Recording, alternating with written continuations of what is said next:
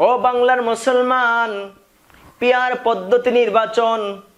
এই পিয়ার পদ্ধতি নির্বাচন হইলে বাংলার মুসলমানের ভাগ্য খুলে যাবে, বাংলার মুসলমান শান্তিতে থাকবে। পিয়ার পদ্ধতিতে নির্বাচন হলে কোনো ব্যক্তি স্বৈরাচারী শাসকদের মতো ক্ষমতায় আসতে পারবে না,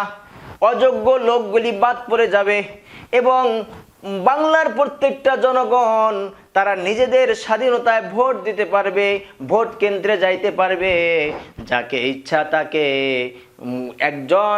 একজন যোগ্য প্রার্থীকে নির্বাচিত করা সহজ হবে। আর পেয়ার পদ্ধতি যদি মানা না হয় তাহলে আগের মতো সেই এক স্বৈরাচারকে আমরা খেদাইছি, এক স্বৈরাচারকে থেকে আমরা বাংলাকে স্বাধীন করেছি, আবার পেয়ার পদ্ধতিতে নির্বাচন না হইলে আর এক স্বৈরাচার সে দখল করে নেবে। এই জন্য জামাত ইসলাম এবং ইসলামী আন্দোলন বাংলাদেশ সহ সমস্ত ইসলামিক দলগুলি এই মর্মে ঐক্যমত পোষণ করেছে যে পেয়ার পদ্ধতি ছাড়া আর এই গণঅভ্যুত্থানের তাদেরকে সংস্কার ছাড়া যারা হতাহত হয়েছে, যারা শহীদ হয়েছে, যারা হাত হারাইছে, পা হারাইছে, চোখ হারাইছে, তাদেরকে সেই মূল্যায়ন করা ব্যতীত এই বাংলাদেশকে সংস্কার না করে নির্বাচন যারা করতে চায় তারা কখনো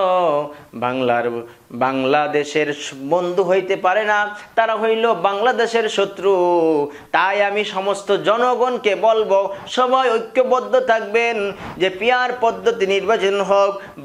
জামাত ইসলাম যেরকম ভাবে চায়, ইসলামী আন্দোলন বাংলাদেশ চায় এবং অন্যান্য এনসিপি সহ যারা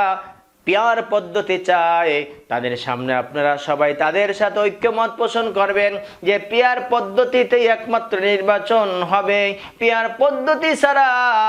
এই বাংলার জমিনে দ্বিতীয়বার কোনো নির্বাচন হবে না, কোনো স্বৈরাচারী হওয়ার কোনো সুযোগ নাই। পিয়ার পদ্ধতি ছাড়া নিজেরা নির্বাচিত হয়ে নিজেরা দল ক্ষমতায় গিয়ে নিজেদেরকে সেই ঘোষণা এমপি মন্ত্রী ঘোষণা করার সেই সুযোগকে চিরতরে বন্ধ করার জন্য পিয়ার পদ্ধতিতে একমাত্র ভোট যদি হয় পিয়ার পদ্ধতিতে হইতে হবে, আর যদি না হয় তাহলে পিয়ার পদ্ধতির বাহিরে কোনো ভোটাভুটি হবে না ইনশাআল্লাহ।